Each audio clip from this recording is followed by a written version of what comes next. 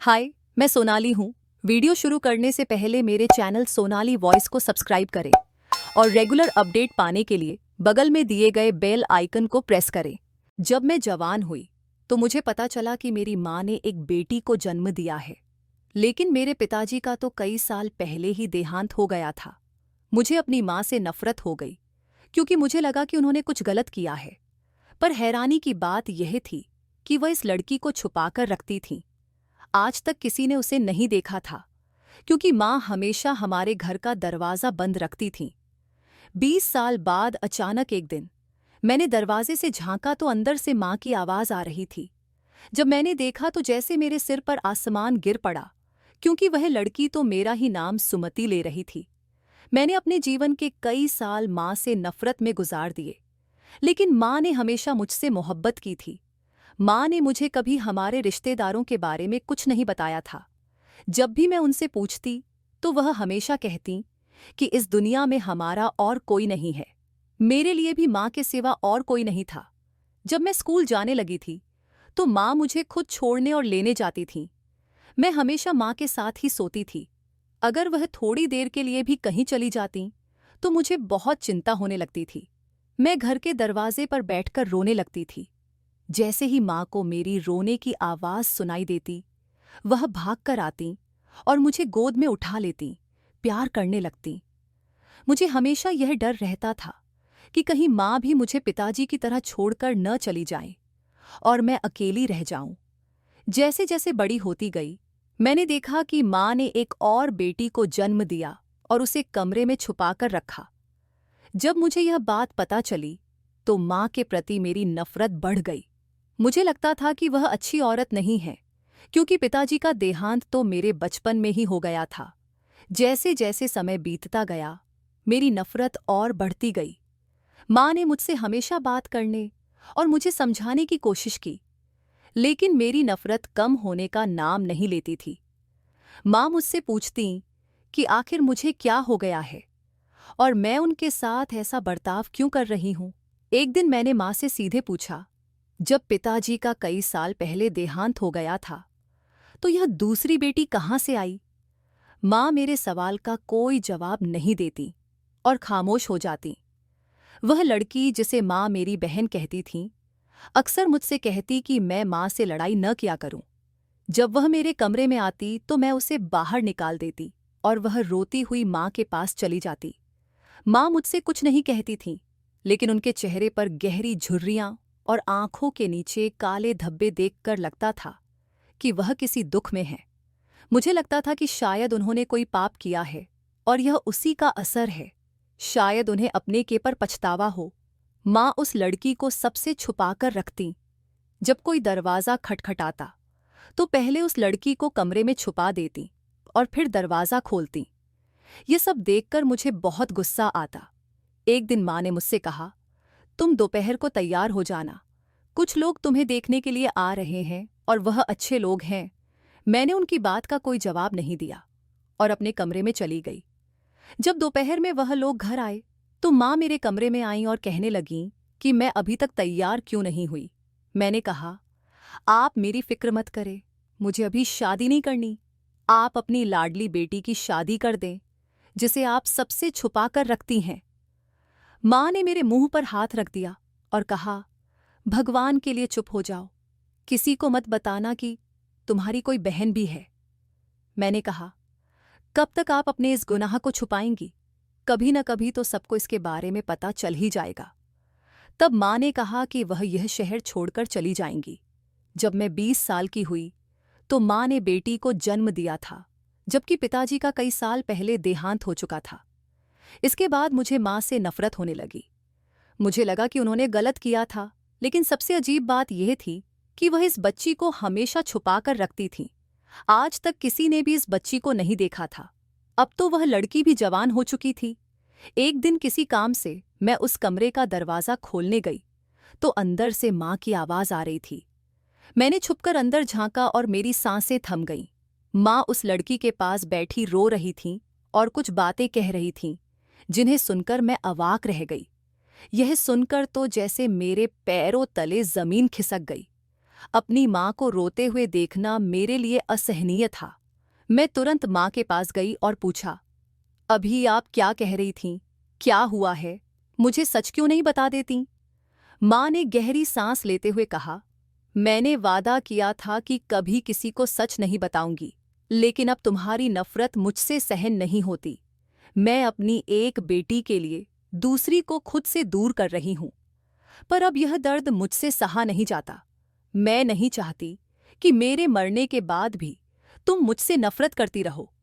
तुम मुझसे इतनी नफरत करने लगी हो कि ठीक से बात भी नहीं करती। तुम्हें लगता है कि तुम्हारी माँ ने कोई पाप किया है, पर ऐसा नहीं है। आज मैं तुम्हें पूरी सच्चाई बताना चाहती हूँ। मैं माँ के पास बैठ गई और उनकी बातें सुनने लगी। माँ ने बताना शुरू किया, हम 5 बहनें थीं और हमारा एक भाई था। मेरी सबसे बड़ी बहन जवानी में ही विधवा होकर घर लौट आई थी। इस घटना ने हमारी माँ को गहरे सदमे में डाल दिया और वह बिस्तर से उठ नहीं पाई। बाबा खेतों में काम करते थे और हम एक छोटे से गांव में रहते थे। हमारे गांव के हालात बहुत बुरे थे। लोग मजदूरी कर अपना गुजारा करते थे। कुछ ही लोग अमीर थे, पर उनका दिल इतना बड़ा नहीं था कि किसी की मदद कर सकें।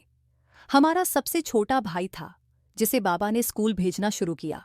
हम सब बहनें घर पर सिलाई का काम करती थीं ताकि घर का खर्च चल सके। जिन घरों की महिलाओं के लिए हम कपड़े सिलते, वे हमें बहुत कम पैसे देती। मजबूरी में हम कुछ कह नहीं पाते थे। हमारी माँ की तबीयत दिन ब दिन बिगड़ती जा रही थी।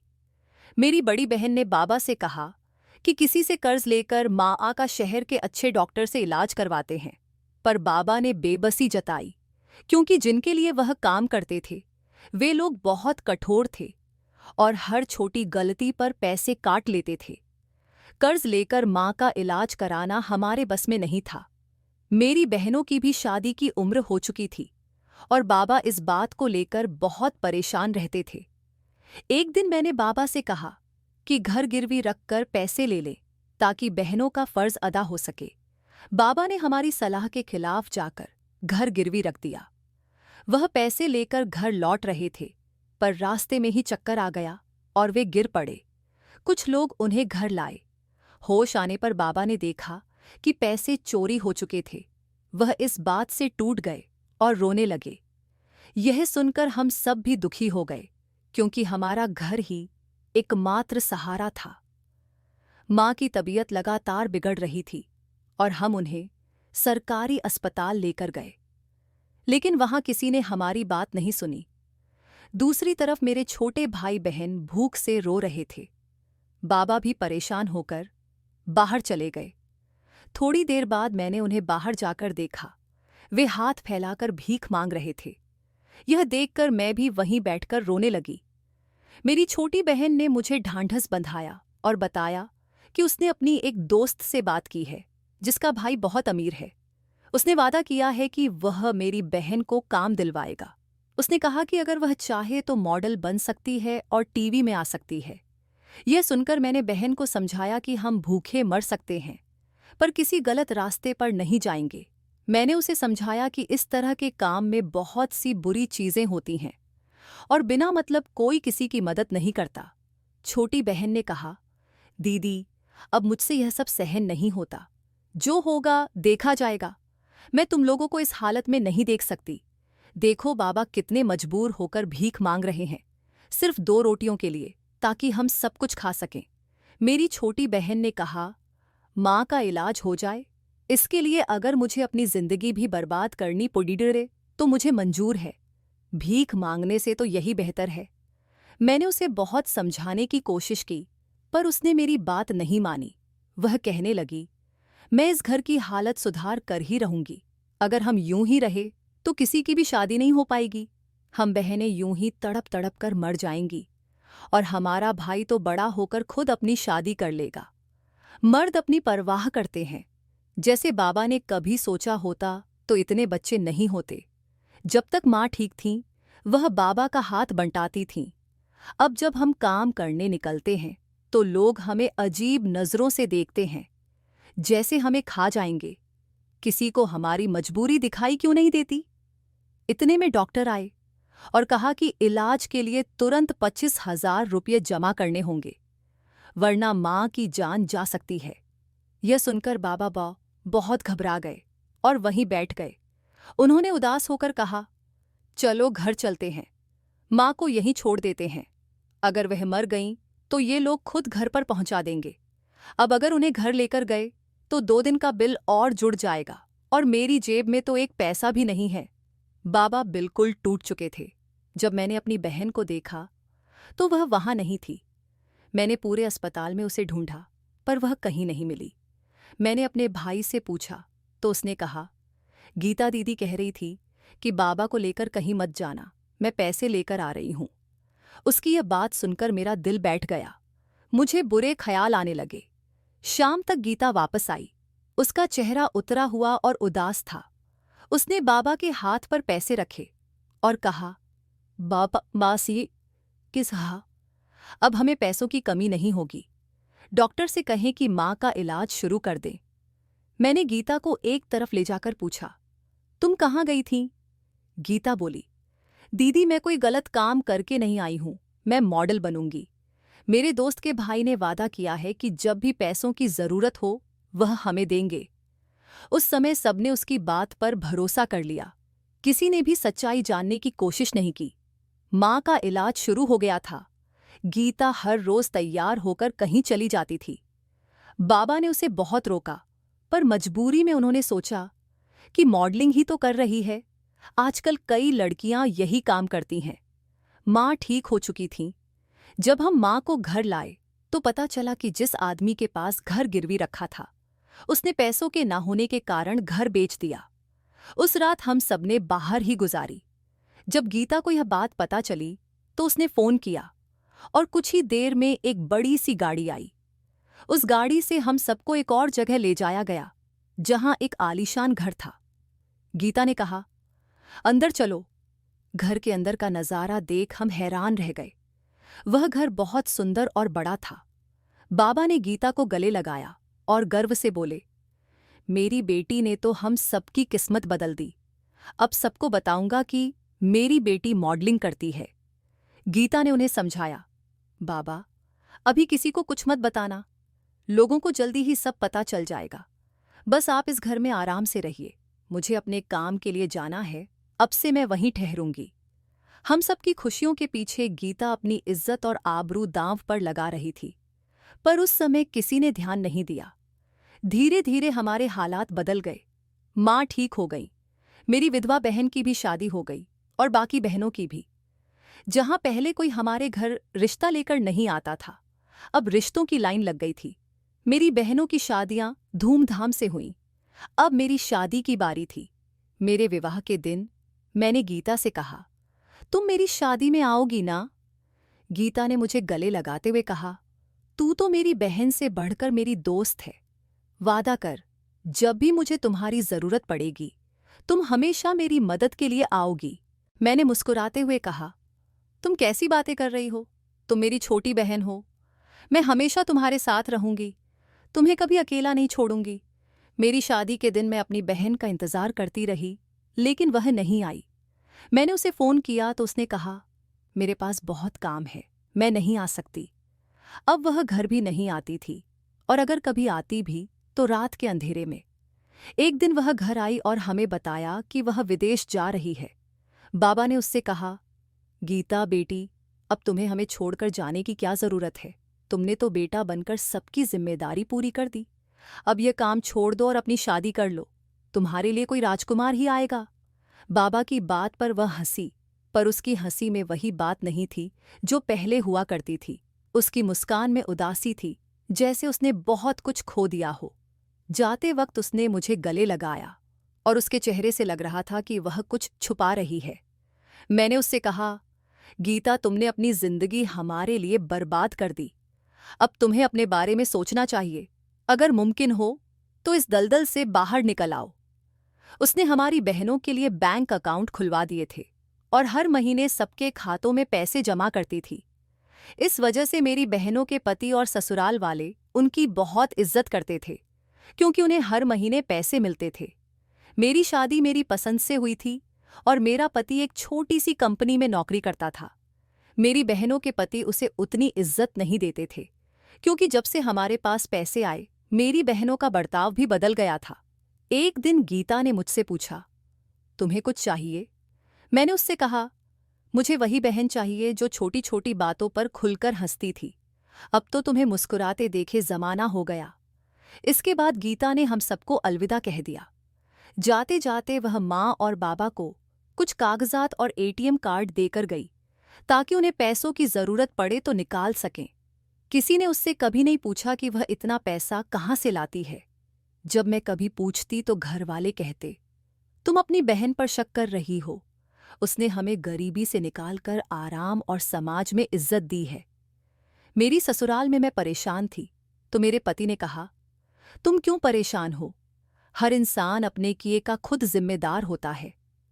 मैंने जवाब दिया, आपकी कोई बहन नहीं है इसलिए आप ऐसा कह रहे हैं। किसी बहन को ऐसी हालत में देखकर कितना दर्द होता है ये आप नहीं समझ सकते। कई साल बीत गए और मैं गीता का इंतजार करती रही, लेकिन वह नहीं आई। मेरी बेटी का जन्म हुआ जिसका नाम मैंने सुमति रखा। कुछ सालों बाद मेरी माँ का देहांत हो गया। वह अपनी बेटी गीता का इंतजार करती रही, लेकिन उसे कुछ पता नहीं था कि वह कहाँ और किस हालत में है। फिर एक दिन खबर मिली कि गीता का एक्सीडेंट हो गया और वह नहीं रही। मेरा दिल इसे मानने को तैयार नहीं था। ऐसा लगता था जैसे वह कहीं जिंदा है। माँ के देहांत के कुछ समय बाद मेरे पति का भी देहांत हो गया। शायद मेरे नसीब में कम ही खुशियां थीं। समय बीतता गया, महीनों और सालों में बदल गया। मेरी बेटी अब 20 साल की हो चुकी थी। फिर एक दिन अचानक गीता का फोन आया। इतने सालों बाद उसका फोन पाकर मैं भागती हुई उससे मिलने अस्पताल पहुंची। उसे देखकर मेरी आंखों में आंसू आ गए। वह बहुत कमजोर हो चुकी थी और उसका आधा चेहरा जला हुआ था। उसने मुझे गले लगाकर खूब रोई। उसके पास एक बेटी थी। ऐसा लगा जैसे वह गीता नहीं बल्कि कोई और औरत है। मैंने उससे पूछा, गीता यह सब क्या है? तुमने शादी कर ली और मुझे बताया भी नहीं। तुम जिंदा हो तो सब क्यों कहते थे कि तुम मर चुकी हो? गीता ने अपने जले हुए हाथों को देखते हुए कहा, दीदी, मैंने अपनी मर्जी से यह रास्ता चुना था। अपनी जिंदगी की कुर्बानी मैंने खुद दी। किसी को नहीं पता था कि मैं क्या काम करती हूँ। सालों पहले मुझे अपनी माँ और भाई बहनों की हालत देखी नहीं जा रही थी। जब मैं अपने दोस्त के भाई के पास मदद के लिए गई तो उसने मुझे मॉडलिंग का ऑफर दिया, लेकिन उसने कहा कि पहले मुझे अपनी एक्टिंग दिखानी होगी। मेरे पास समय नहीं था, मुझे तुरंत पैसों की जरूरत थी। उसने पैसे दिए, लेकिन उसके इरादे कुछ और ही थे।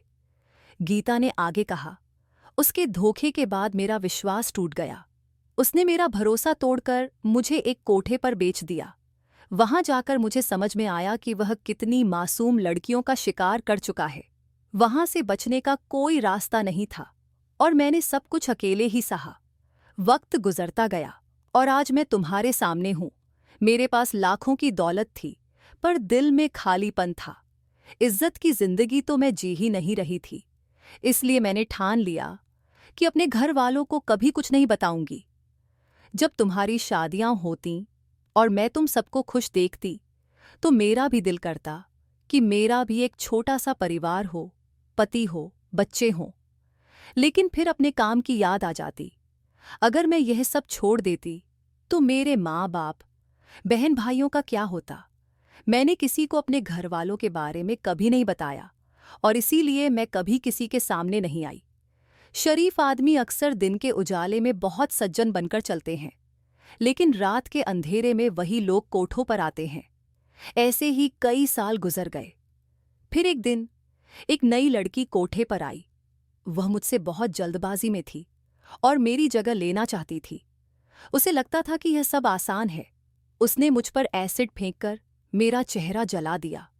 जब मुझे होश आया तो मेरे पास अपने बारे में सोचने की भी हिम्मत नहीं बची थी, क्योंकि वही लोग अपनी परवाह करते हैं जिनका कोई होता है, जिनके पास जीने की कोई वजह होती है। जब कोठे वालों को मुझसे कोई फायदा नहीं मिला तो उन्होंने मुझे वहां से निकाल दिया। जो आदमी मुझे कोठे पर छोड़ गया था उसकी बेटी भी वहीं आ गई थी। उसकी बर्बादी ने उसे पागल कर दिया और उसने मुझे जो दर्द दिया था उसकी सज़ा उसे मिल चुकी थी। समाज में हर घर में कुछ कहानियाँ होती हैं। कुछ लोग खुश रहते हैं, कुछ दर्द में, और कुछ परिवार अपनी इज्जत बचाने के लिए उन कहानियों पर हमेशा के लिए पर्दा डाल देते हैं। शायद मैं उस दिन मर जाती, लेकिन एक आदमी ने मेरी जान बचाई। मैंने उसे अपनी पूरी कहानी बता दी। उसने मुझसे पूछा, क्या तुम मुझसे शादी करोगी? वह भी हालात का मारा हुआ था। हमने शादी कर ली और उसने मुझे मेरे अतीत और जले हुए चेहरे के साथ अपनाया। हमारी शादी को 2 साल हुए थे और तभी डॉक्टर ने मुझे बताया कि मैं माँ बनने वाली हूँ। यह सुनकर मैं डर गई, क्योंकि मुझे लगा कि अगर कोठे वालों को मेरी बेटी के बारे में पता चला तो वे उसे मुझसे छीन लेंगे। मैंने अपने पति से कहा कि हमें यहाँ से भाग जाना चाहिए, और मेरी बात सच निकली।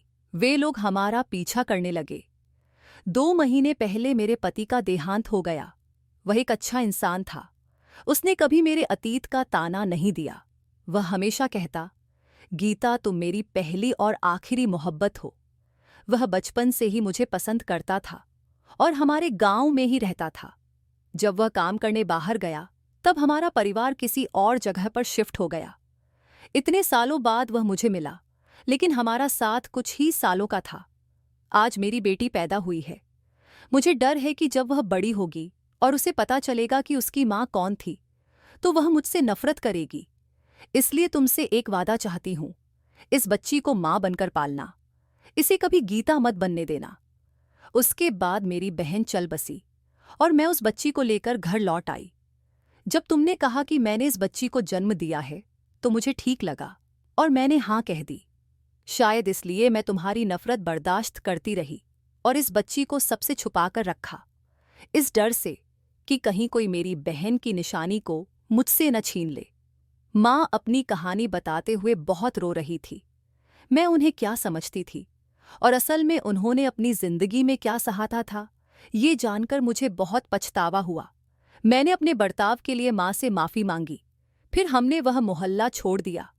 माँ के कहने पर हम दोनों बहनों ने शादी कर ली और इस राज को हमेशा के लिए छुपा लिया। मेरी छोटी बहन, जिसे मैं हमेशा नाजायज समझती थी, दरअसल मेरी मासी की बेटी है। माँ ने अपनी जिंदगी में बहुत दुख झेले थे।